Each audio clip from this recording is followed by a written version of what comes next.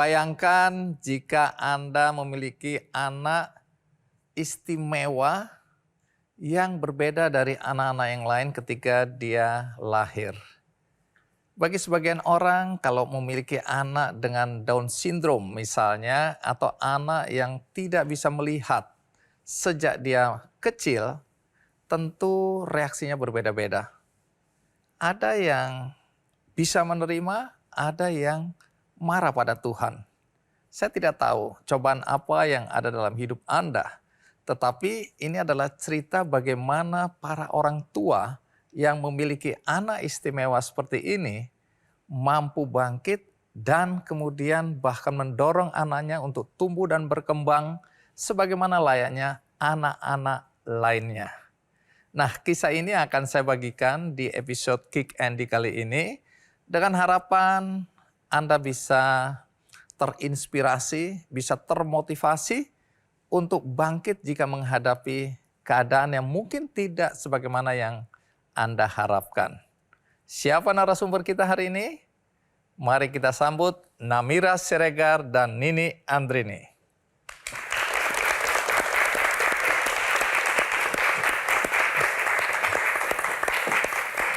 Namira, apa kabar Namira? Baik-baik semua.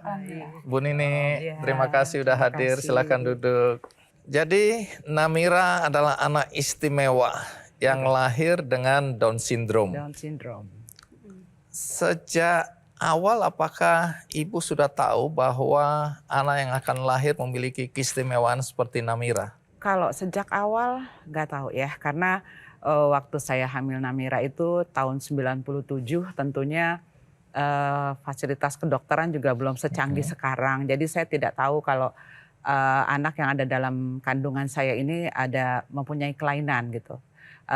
Kelebihan kromosom boleh dibilang tepatnya gitu. Jadi waktu Namira lahir itu juga saya masih belum tahu kalau Namira itu Down syndrome, karena dokter spesialis anak di mana Namira dilahirkan itu tidak menginfokan bahwa Namira ini ada kelainan atau Down syndrome. Saya baru tahu itu setelah pulang, kemudian saya imunisasi dia ke tempat dokter spesialis di mana kakak-kakaknya sebelumnya sudah di situ, baru di situ dokter mengatakan kecurigaannya tentang Namira yang Down syndrome. Dan waktu itu saya disarankan untuk cek kromosom.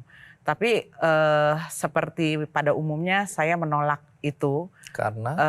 Saya menolak kalau anak saya itu Down syndrome, anak saya punya kelainan. Tidak gitu. bisa menerima. Tidak bisa menerima, saya denial. Kemudian saya juga ketika dokter menjelaskan, saya compare ke kakaknya gitu kan. Sampai akhirnya saya balik lagi untuk second opinion ke tempat di mana Namira lahir, ke dokter spesialis yang di situ. Dan dokter di situ juga tidak mengatakan apa-apa tentang kondisi Namira yang Down syndrome. Jadi saya cuma tanya, anak saya sehat dok? Sehat ibu, anaknya sehat, jantung baik, ini baik udah.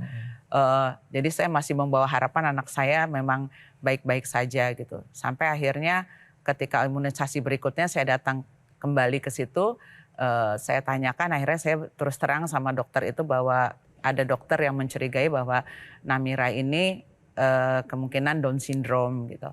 Dan dianjurkan untuk cek kromosom. Kemudian dokter itu mengatakan, ibu untuk apa cek kromosom kalau hanya untuk memastikan anak ibu Down syndrome. Kalaupun anak ibu Down syndrome nantinya toh akan berjalan dengan waktunya tuh kelihatan anak ibu Down syndrome. Kecuali kalau anak ibu didiagnosa jantung atau kelainan jantung atau apa, kemudian ibu cek, itu bisa diobati Bu. Tapi kalau Down syndrome mohon maaf sampai anak ibu nggak ada pun itu tidak akan bisa disembuhkan, nggak ada obatnya. Jadi dokter itu kemudian menyarankan saya untuk membilangkan saya untuk ibu sebaiknya, mungkin dokter itu sebenarnya udah tahu kondisinya Mira. Jadi saat itu dokter hanya mengatakan kepada saya sebaiknya ibu sekarang siapkan mental ibu. Menerima dia, bilang ke keluarga, suami, anak-anak, keluarga terdekat tentang kondisi Down syndrome ini, tentang Namira.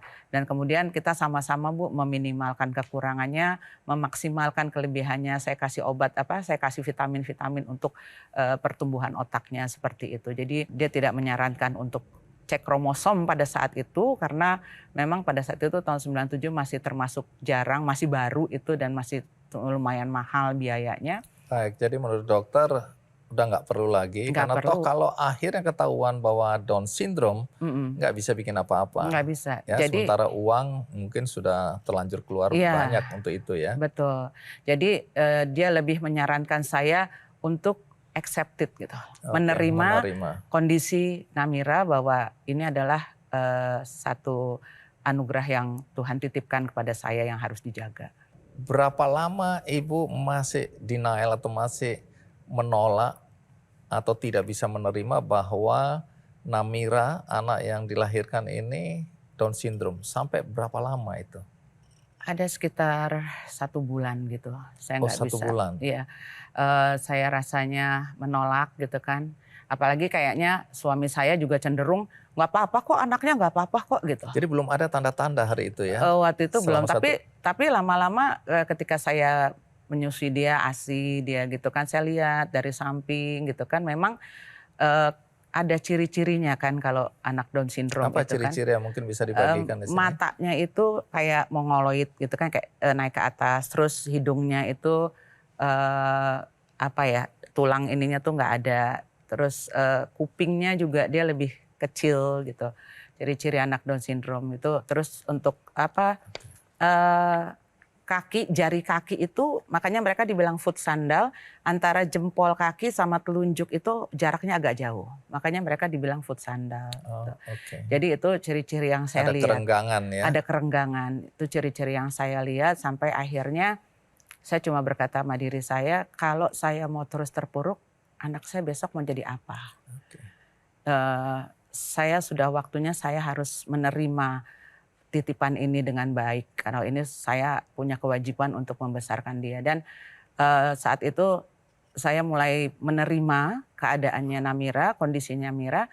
Dan saat itu saya hanya bertekad akan menjadikan anak ini seorang anak yang mandiri dalam segala hal. Jadi Namira anak keberapa? Anak Ketiga. Jadi ada 2 kakak. Iya, Kakaknya laki perempuan? 1 laki, 1 perempuan. 1 laki, 1 perempuan. Namira sendiri tahu Namira Down syndrome? Tahu Om, Tahu sejak kapan?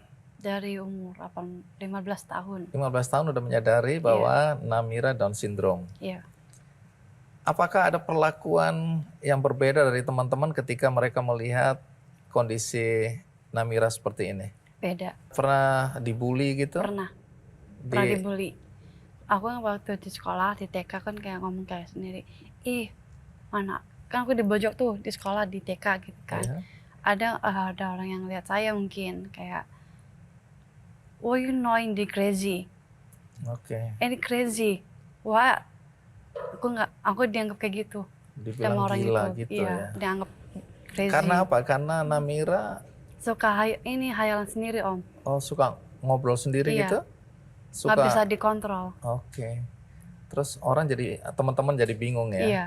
Artinya mungkin teman-teman karena tidak tahu juga Iya, mereka masih iya, kecil pada itu ya. waktu itu saat itu masih TK kan, karena kan memang kemampuan anak-anak ini kan untuk fokus itu tidak lebih mungkin dari 3,5 jam itu udah sangat bagus untuk seorang anak Down syndrome fokus. Karena waktu itu saya juga sesuai dengan saran dari psikolog, saya masukkan dia di sekolah umum saat itu. Oke. Nah kemudian dia kan habis itu main sendiri atau dia ngomong sendiri, entah apa yang ada di dalam otaknya, hayalannya sampai sekarang pun masih kadang gitu dia entah atau apa yang di dalam hayalannya tiba-tiba dia drama sendiri gitu kan. Kadang suka saya tanya, Kadang-kadang kalau "Dek misalnya- ngapain Dek?" Dia langsung diem. Iya. Gitu. Kayak Kadang-kadang kalau aku- bunda abang saya yang mancing. Udah cut. Aku diem. Gitu. Aku di kamar Heeh, mbak saya gitu kan. heeh. Temen saya lah. Aku lagi bersihin baju nih. Udah cut. Ambil sesuatu yang abang ambil. Aku Jadi diam dia aja. lagi ngomong sendiri, abangnya Iya. masuk terus bilang udah cut dia bilang Iya. gitu.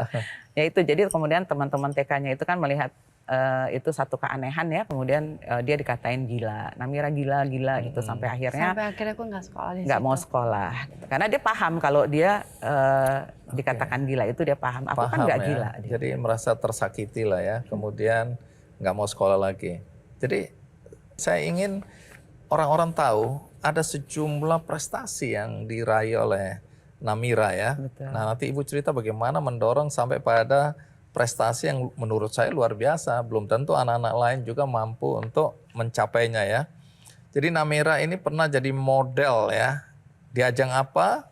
Nah saya ingatkan aja ya. terlalu panjang soalnya. Jakarta Fashion Week. Pernah ya tahun 2018, 2019. Terus jadi model dari Elsie Skincare. Wah, jadi model ini ya. Kemudian ada model iklan provider Access. Model dari Pop Bella. Ya. Terus ada model mini film Cintabilitas. Itu apa itu? Cintabilitas itu dari peragam yang kayak tuli, jaksa, ada yang kayak tangannya yang di Jadi film itu mengajak orang untuk lebih mencintai Tai orang-orang teman-teman teman-teman penyandang disabilitas. Produksi HWDI ini apa nih? Himpunan Wanita Disabilitas Indonesia. Oh, Himpunan Wanita Disabilitas Indonesia. Iya. Dan kebetulan Namira menjadi salah satu Dewan Pengurus HWDI Pusat. Dewan Pengurus Himpunan Wanita dengan Disabilitas ya. Tuhan itu maha adil. Aku nggak yang namanya cacian orang lain di luar sana. Nggak peduli, no comment. Aku anggap ini bukan air mata yang aku keluarin, Mata bahagia. tapi ya, aku bahagia. Tapi aku percaya menjadi seorang Down syndrome. jadi seorang Down syndrome.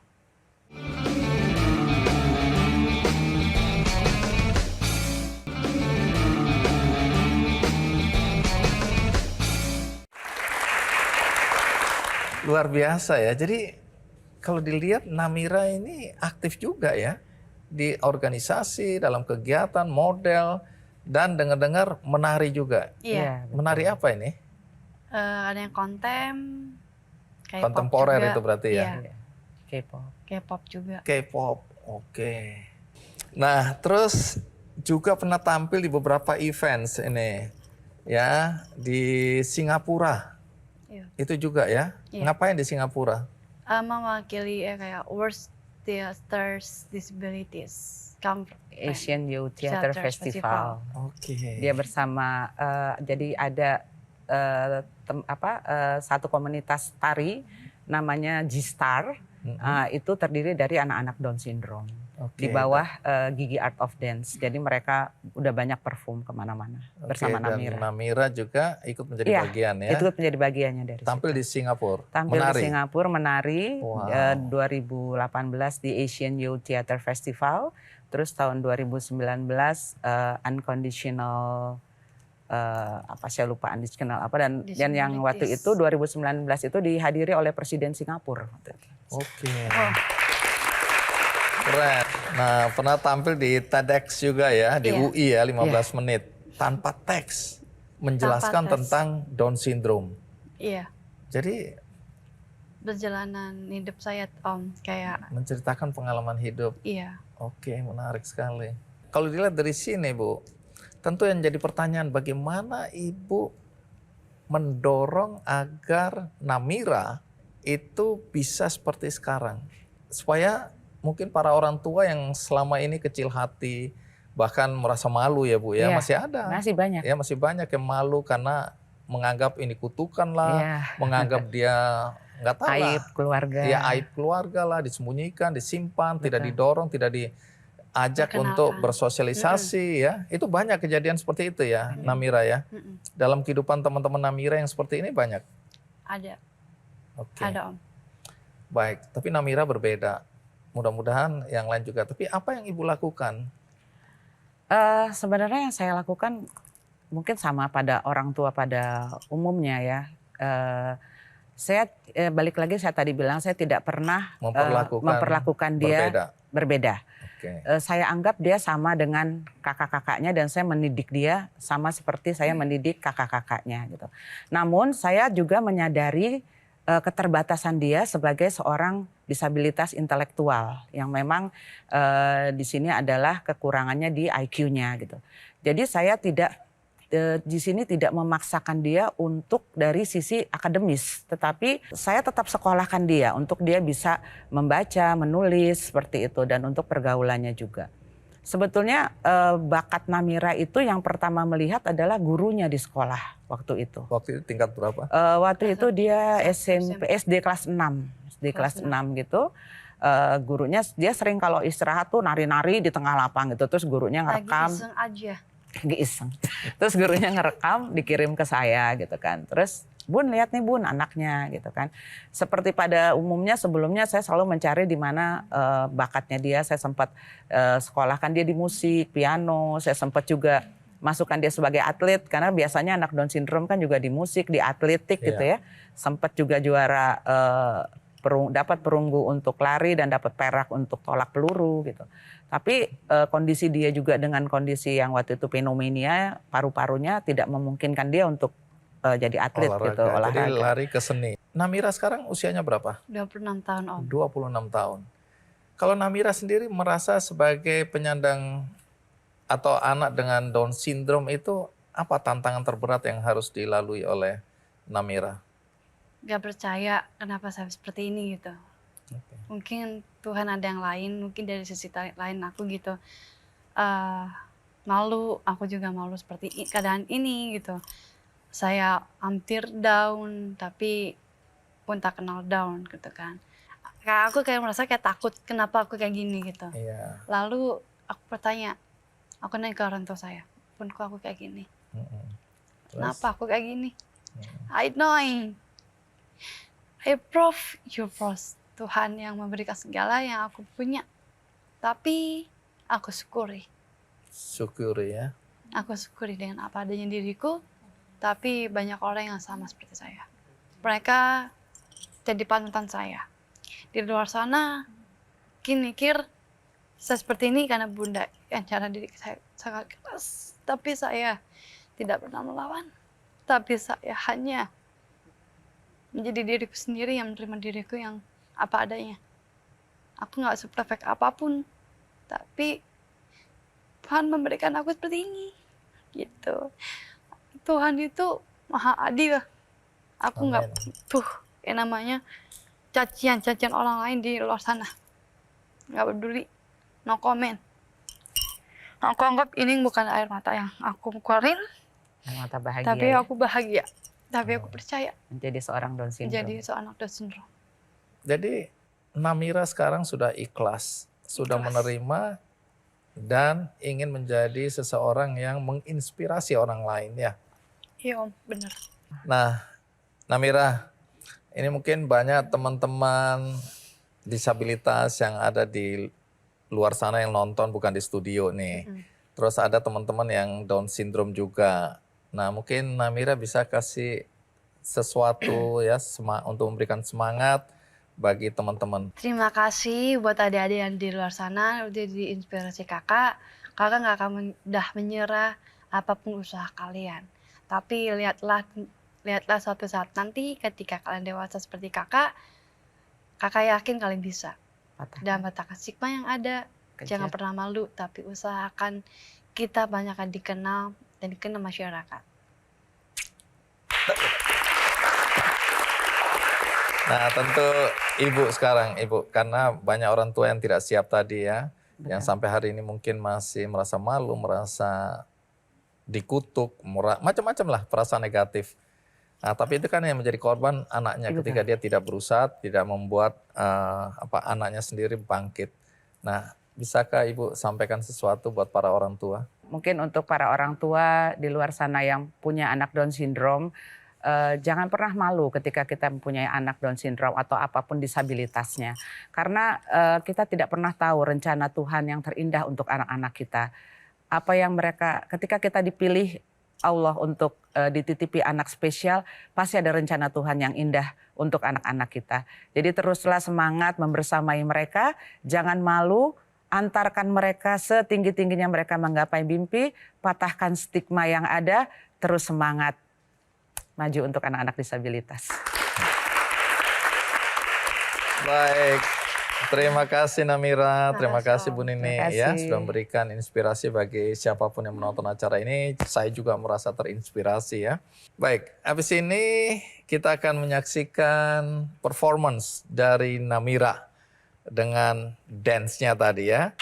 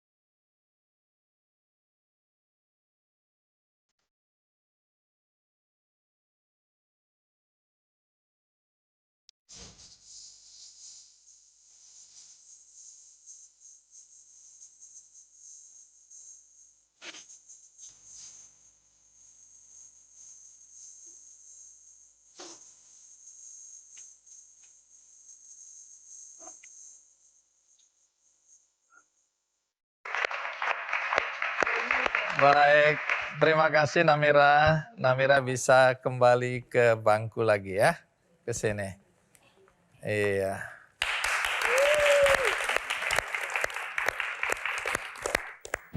Ada beberapa yang tanya ke saya, kamu mau bisa lihat nggak? Terus kalau mau nanti saya mau menjadi pendonor kornea untuk kamu gitu.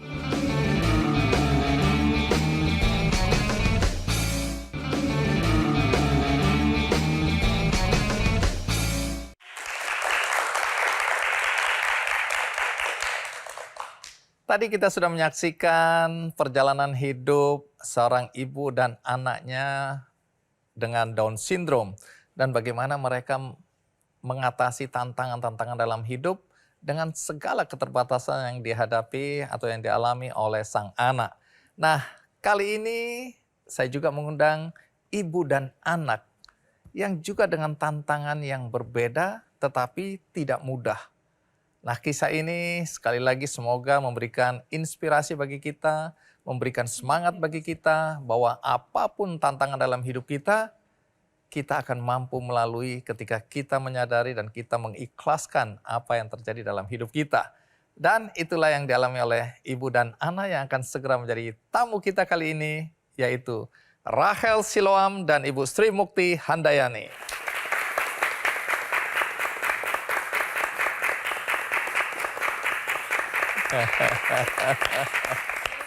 Baik, Rachel, apa kabar? Salaman. Oh ya, tongkatnya diberesin dulu ya. Oke, Ibu, terima kasih. Sama-sama sini. Ibu Sri ya. Mari silakan duduk.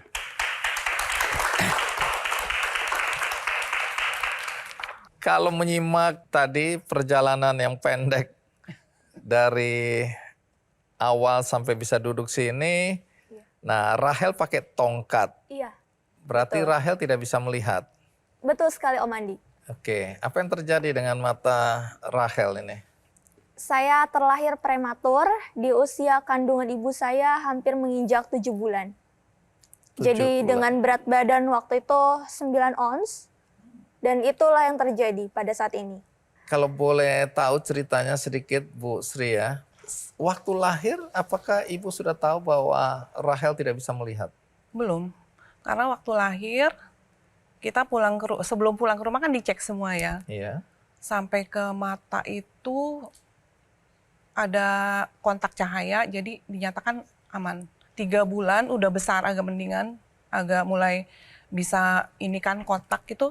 Dia suka cari-cari gitu. Nah, kalau dipanggil atau ada suara, Nah 4 bulan yang lebih pastinya 4 bulan. 4 bulan kalau dipanggil, Rachel, suara-suara kanan, misalnya dia ke kiri ngeliat-liat gitu. Jadi nggak balance. Sehingga kita ke rumah sakit kembali. Ini kenapa gitu? Terus ya sepertinya tidak bisa gitu. Cuma ibu merasa kenapa kok nggak dikasih tahu gitu. Sedangkan waktu itu statementnya bilang seperti ini. Kenapa ibu ini udah telat? Itu yang bikin. Kenapa kan saya nggak tahu gitu kan. Ya. Harusnya dari pihak rumah sakit, misalnya dari dokternya itu beritahu gitu. Ini standarnya untuk pemeriksaan ini seperti apa gitu. Jadi sekarang Rachel tidak bisa melihat sama sekali. Iya total. Iya, Cahaya hanya sedikit pun cahaya, tidak. tapi berupa sinar terang gelap saja. Katanya sempat ada usul untuk operasi ya mata waktu itu. Iya, sempat ada usul operasi ya. Bahkan ada beberapa yang tanya ke saya, kamu mau bisa lihat nggak? Terus kalau mau nanti saya mau menjadi pendonor kornea untuk kamu gitu. Dan tapi saya pikir adalah karena ini permasalahannya ada di retina, sehingga bukan seperti case-case yang pada umumnya dengan cangkok kornea langsung bisa, karena ini adalah kasusnya adalah di retina mata. Dan kalaupun operasi waktu itu dokter belum menjamin bahwa kesembuhannya akan ada gitu. Jadi ya kita tidak ambil resiko untuk operasi. Iya. Nah, kalau ibu ya, ini setelah tahu bahwa anaknya tidak bisa melihat, berapa lama ibu baru ikhlas ini menerima kenyataan anakku ya tidak bisa melihat dan aku harus menerimanya? Itu berapa lama? Di usia 6 bulan ke dokter yang terakhir menyatakan bahwa dia memang betul-betul buta total. Di situ saya pulang dari rumah sakit nangis jadi-jadinya, nangis lah pokoknya. Terus saya berdoa. Terus saya langsung, ini harus diterima. Dari situ saya langsung bangkit. Oke, jadi Ibu dari situ Iya. Ibu bilang aku harus bangkit. Aku harus berbuat sesuatu untuk Rahel ya. Iya, berusaha untuk langsung di planning nih untuk ke depan ini harus seperti apa. Nah, harus apa yang Ibu diambil langkah. lakukan untuk mempersiapkan Rahel supaya bisa seperti yang sekarang kita lihat ini? Oke. Kebetulan saya tuh orang di sekolah, zaman sekolah dulu saya pemalu. Pemalunya luar biasa. Jarang bicara sama orang, nggak bisa beginilah ya pokoknya. Tapi saya nggak mau anak saya seperti ini gitu kan. Gimana caranya? Saya menunggu dulu sampai dia mulai umurnya bisa diajak kerjasama lah istilahnya komunikasi. Ternyata pas di usia dia balita itu komunikasi nggak bisa dua arah. Ternyata mungkin dia ada sedikit autis mungkin. Tapi saya nggak ngerti kalau ini anak autis. Cuma kalau ditanya A gitu jawabnya B gitu. Kadang-kadang nyambung, kadang-kadang nggak nyambung gitu. Nah terus saat itu saya merasa ini anak harus terapi atau seperti apa. Cuma saya nggak tahu. Saya tidak tahu terapi itu harus seperti apa, nggak tahu. Cuma kalau saya tanya kenapa berbeda jawabnya. Nah saya mulai tuh mengajarkan dia untuk misalnya ini loh nak, mama mau cerita taman bunga ya, ini taman bunga warna ini gitu, ada bunga warna merah. Terus dikasih tahu, iya taman bunga seperti apa suasananya. Kemudian ayo ceritakan lagi, mama tadi kesini loh, tadi mama cerita apa. Itu jawabannya nggak sama, misalnya kita cerita taman bunga, dia ceritanya pasar gitu. Nah nggak nyambung kan, tapi saya ulang lagi, ini loh, bukan tadi mama ngomong ini. Ada bunga warnanya merah, bagus loh, nah ini seperti ini bunga, dia pegang, oh ini ada taman bunga. Seperti halnya kalau kita pergi ke taman nih, dikasih tahu, ini loh, ini ada bunga, ada daun, ada ini, dikasih tahu. Kemudian lambat laun pelan-pelan bisa dia, bisa cerita lagi walaupun ada sedikit-sedikit berbeda gitu. Cuma saya pikir gini, ini harus diarahkan untuk menulis gitu. Tapi kan belum bisa menulis. Nah, jadi pada saat dia sudah bisa menulis, baru saya ajarkan untuk menulis. Menulisnya gimana? Menulis cerita. Misalnya saya cerita begini-gini, terus Rahel tulis apa loh? Tadi mama ngomong apa? Nah, udah nulis dia. Masih salah, diulang lagi. Itu pakai braille kan ribet kan, kalau misalnya salah gitu nggak bisa dihapus kayak kita. Jadi gini caranya. Terus itu sampai umur berapa? Itu umur 6 tahun dia udah bisa nulis. Komunikasi udah. Nah, Rahel ini sekolahnya sekolah umum atau sekolah luar biasa? Lagi SD bisa baca tulis itu di SLB, jauh dari rumah saya.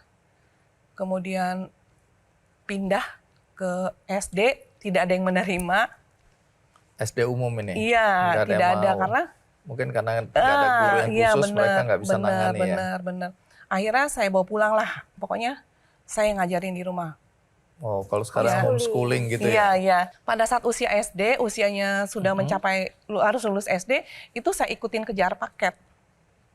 Ikut kejar paket, dapat ijazah, kemudian saya taruh di asrama. Asrama tunanetra di PSBN Cahaya Batin.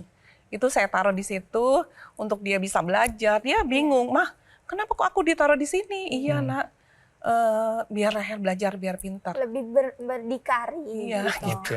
Lebih mandiri, berdikari ya. Betul. Baik, jadi sekolahnya secara formal tadi, Mulai dari SMP. SMP. Di SMP umum. Umum. SMA? SMA umum juga Om. Sekarang kuliah? Sekarang kuliah. Kuliah di mana? Saya kuliah di Universitas Islam Asy-Syafi'iyah di Jatiwaringin. Sudah semester berapa? Sudah semester 6. Ambil jurusan apa? Ambil jurusan bimbingan dan konseling, Om. Bimbingan dan konseling. Pendidikan, ya. Baik. Itu pilihan sendiri atau? Sangat pilihan sendiri, Om. Kenapa memilih jurusan itu? Karena saya dari kecil, ini Om, ini menarik ya. Karena dulu saya punya hambatan komunikasi ya, karena bukan cuma komunikasi aja, punya perilaku berulang gitu kan, yang ada keanehan gitu kan. Nah, akhirnya awalnya dari mama suka mengikuti support parenting gitu Om, jadi kelas-kelas parenting. Nah, cuman karena aduh anak ini harus belajar caranya ngomong tuh gimana, berkomunikasi. Akhirnya saya berawal mulai dari saya sering diajak-ajak waktu kecil. Jadi awalnya dulu ini saya sering diajak-ajak, diikutin, bahkan ditaruh di depan Om. Jadi usia saya masih 6 tahun pada saat itu saya ditaruh di depan, di mana barisan semua itu orang tua semua. Ya, jadi berawal dari situ, kemudian seiring bertambahnya usia saya kok mulai tertarik ya. Nah, akhirnya saya mulai mendalami. Di asrama kita punya perpustakaan Om, di mana buku-bukunya braille semua. Nah, saya mulai mencari buku-buku psikologi. Saya baca semua literaturnya, hampir entah berapa buku ya. Nah, setelah itu barulah saya mulai menekuni. Awalnya pengen jadi psikolog Om, tapi memang Tuhan belum berkehendak. Ya. Tapi Tuhan mungkin punya rencana lain dalam hidup Rahel ya, karena sekarang dengar-dengar udah jadi pembicara, ya udah jadi konselor. Ya, semua dengan izin Tuhan, semua dengan izinnya Allah. Amin. Seharusnya orang tua ajak anaknya ke playground, taman bermain atau ke tempat les ya, tapi diajak ke seminar-seminar seperti itu.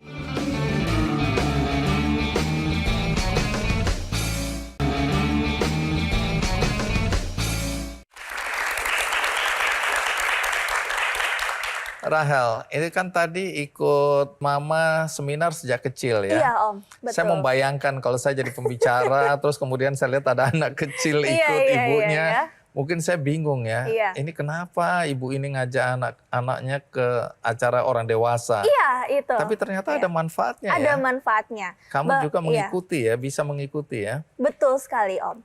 Iya, bahkan dulu kalau saya membayangkan masa kecil saya, seharusnya orang tua ajak anaknya ke playground, taman bermain atau ke tempat les ya, tapi diajak ke seminar-seminar seperti itu. Tapi justru itu mengubah paradigmamu ya, mengubah mindsetmu dan kemudian membentuk mimpimu yang seperti sekarang ya. Luar biasa Om. Baik, Rahel dengan jurusan pendidikan yang Rahel pilih sendiri ya, jadi tidak ada yang memaksa ini ya. Sama sekali tidak ada Om. Baik. Rahel sebenarnya ingin jadi apa? Atau berkarir di bidang apa nantinya nih? Jadi saya merasa sekarang saya lagi dalam pencarian identitas saya mau kemana? Karena saya senang menekuni public speaking Om Andi. Dari umur 17 tahun senang sekali saya belajar tentang public speaking sampai saya dapat kesempatan untuk bisa menjadi bersiaran di RRI di setiap hari Sabtu di program Kita Setara. Wow. Itu adalah satu kesempatan yang saya ambil gitu ya, dan saya mencoba untuk membuat tulisan dari mulai artikel. Sekarang ada beberapa artikel yang alhamdulillahnya sudah terbit, dan kemudian ini kalau dibilang cita-cita atau impian, saya pengen menyuarakan tentang hak-hak disabilitas ya Om. Apa hak-hak disabilitas ini? Ini terutama lebih kepada disabilitas intelektual Om. Oke. Karena saya merasa saya banyak menemukan Om, entah itu dimanapun yang saya berada, saya pernah menemukan beberapa kaum disabilitas intelektual atau mungkin ada juga yang slow learner. Nah, kenapa saya kok berfokus sama anak-anak yang seperti ini, sedangkan di luar dari kondisi saya kan gitu. Saya sangat merasa miris ketika kita sering mensosialisasikan, menciptakan lingkungan inklusif, pendidikan inklusif, tapi pada kenyataannya bahkan di kalangan disabilitas sendiri, disabilitas intelektual seringkali tidak dihargai Om. Karena sering dianggap lambat dan lain sebagainya. Dan saya mau bahwa kita sebenarnya bisa kok untuk setidaknya kalaupun kita tidak bisa membantu mereka, kita rangkul mereka gitu. Baik, tapi harus ada kesadaran juga dari teman-teman disabilitas untuk memperjuangkan hak-hak mereka ya. Betul Om. Dan itu yang itu yang saya lakukan juga di konten-konten saya juga gitu. Nah, kalau bicara konten-konten ini kan Rahel salah satu konten creators ya yang juga dikenal di media sosial. Kalau boleh tahu akunnya atau platformnya? Aduh, saya bikin konten itu di beberapa platform Om. Di TikTok, di sama namanya Rahel Siloam di Instagram. Kemudian ada juga podcast di Spotify. Nah, konten-konten apa yang Rahel sampaikan di platform-platform itu tadi? Kalau untuk konten selain untuk edukasi untuk anak berkebutuhan khusus, lebih ke mental health Om. Karena saya berasal dari bimbingan dan konseling, maka saya perlu untuk bisa juga mensosialisasikan tentang psikologi gitu. Nah, kita masuk ke buku di tanganmu. Judulnya Keajaiban Itu Ada Pada Ibu. Wih, Ya. boleh lihat nggak? Boleh, ini spesial buat Om Andi. Iya. Keren, terima kasih. Keajaiban itu ada pada ibu. Ya. Terus ada tagline-nya panduan orang tua, guru dan pendamping dalam membimbing anak kebutuhan khusus. Jadi Bisa untuk siapapun sebetulnya. bisa untuk Iya. siapapun juga, tapi lebih spesifik. Sasarannya, iya. Oke. Apa yang kamu ceritakan di buku ini ya? Lagi-lagi orang yang di sebelah kanan saya. Om. Tepuk tangan orang yang di sebelah kanannya. Baik. Iya. Ringkasannya apa yang kamu ceritakan di sini? Ini buku awalnya saya tulis perjalanan bagaimana mama, perjuangan mama sampai di kondisi saat ini seperti sekarang. Mungkin Ibu bisa sampaikan sesuatu kepada ibu-ibu yang lain ya. Saya ingin atau kepada semua orang tua lah tentang bagaimana bisa ikhlas menerima dan dengan perjuangan tadi ya. Mendorong anaknya ikut seminar itu nggak gampang, Bu. Kalau saya sih nggak kepikir itu ya. Nah, apa yang bisa Ibu sampaikan kepada para orang tua? Buat para orang tua disabilitas, yang pertama itu harus ada penerimaan dulu. Nerima, ikhlas dengan ikhlas. Kemudian jangan lama-lama mikirin, harus move on cepet.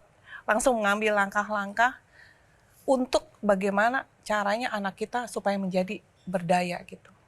Bermanfaat, gitu aja. Harus move on, jangan Harus lama-lama. Iya, jangan Bersedih lama-lama. boleh, Boleh, tapi jangan lama-lama. benar, jangan lama-lama. Baik, Harus bergerak. harus terus bergerak Iya. ya. Nah, kalau Rahel sampaikan apakah itu kepada orang tua, Iya. masyarakat, kepada teman-teman sesama disabilitas, terserah Rahel mau sampaikan apa untuk memberikan semangat bagi mereka semua. Mungkin saya pertama menyampaikan dulu kepada teman-teman kita yang disabilitas bahwa cari keunikan kamu apa, kelebihan kamu apa. Mungkin kalau misalnya tadi, iya saya harus mandiri itu benar sekali. Tapi yang namanya hidup kadang-kadang kita juga makhluk sosial ya. Kita harus juga menghargai bahwa akan banyak juga orang-orang yang mau berbuat baik. Atau mungkin ada beberapa orang yang punya banyak sekali keterbatasan sehingga mungkin sulit untuk bisa berdikari 100%. Tapi yang penting adalah oke, sekarang apa yang kamu bisa. Jadi jangan fokus ke, ya aku masih belum bisa ini, ya masih ketinggalan gitu. Jangan fokus ke itunya, tapi fokus ke, oke saya nggak apa-apa, ini kekurangan saya, ini keterbatasan saya, tapi kelebihan saya apa, itu. Dan buat orang tua, penerimaan itu penting, tapi jangan pasrah, Om. Oke, Iya. penerimaan penting, Tapi tapi jangan jangan pasrah. pasrah. Iya. Artinya? Penerimaan itu, oke, menerima kekurangan kelebihan anak, ini anakku, dan tapi what next? Untuk anak ini apa? Kalau pasrah kan ya udah nggak apa-apa lah, udah nggak apa-apa gitu ya. Tidak berbuat apa-apa. Beda Om, iya. Oke, terus bagi masyarakat? Ya bagi masyarakat tadi ya, lingkungan inklusif bukan hanya perkataan Om, tapi harus juga dibuktikan realisasinya seperti apa untuk kita. Baik. Iya. Terima kasih Rahel, terima kasih Bu Sri Muti ya. Dan ini ujung dari perbincangan kita. Saya harapkan akan memberikan banyak inspirasi buat siapapun yang menonton acara ini. Dan bagi Anda tadi yang tidak menonton dari awal, Anda bisa menonton tayangan ulangnya di metrotvnews.com. Ada juga cuplikannya di channel YouTube Kick Andy Show. Dan bagi Anda yang ingin berbuat baik, ada kesempatan untuk berbuat baik melalui benihbaik.com. Di sana ada penggalangan dana untuk membantu seorang nenek namanya Mbah Juminem yang sebatang kara di Kabupaten Kulon Progo, Yogyakarta. Jadi nenek ini juga penyandang disabilitas, lengannya hanya sebatas siku. Sehari-harinya dia mencari nafkah dengan menjual sapu buatannya sendiri, berkeliling desa, tetapi karena usianya dan belakangan ada penyakit jantung, dia tidak bisa lagi mencari daun-daun kelapa yang jatuh dan tidak bisa membuat sapu dengan baik dan berkeliling desa, maka dia mengimpikan punya satu kios kecil untuk bisa berdagang, dan untuk itu dibutuhkan dukungan dari kita semua. Kalau Anda tergerak hatinya, Anda bisa klik benihbaik.com, Anda cari penggalangan dana dengan judul Lansia Difabel, Hidup Sebatang Kara, Jualan Sapu Lidi. Nah, Anda bisa beramai-ramai membantu agar Mbah Juminem bisa memiliki kios dan tidak harus berjalan keliling untuk menjual sapu lidi yang satu ikatnya Rp5.000.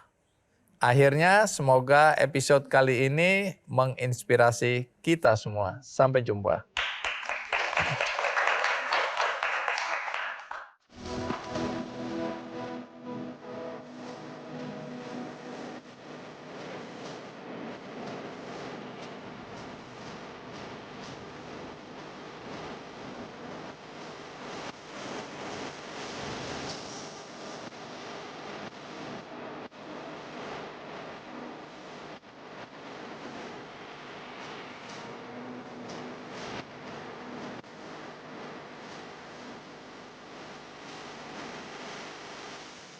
Baru mendapatkan informasi. Download Metro TV Extend sekarang.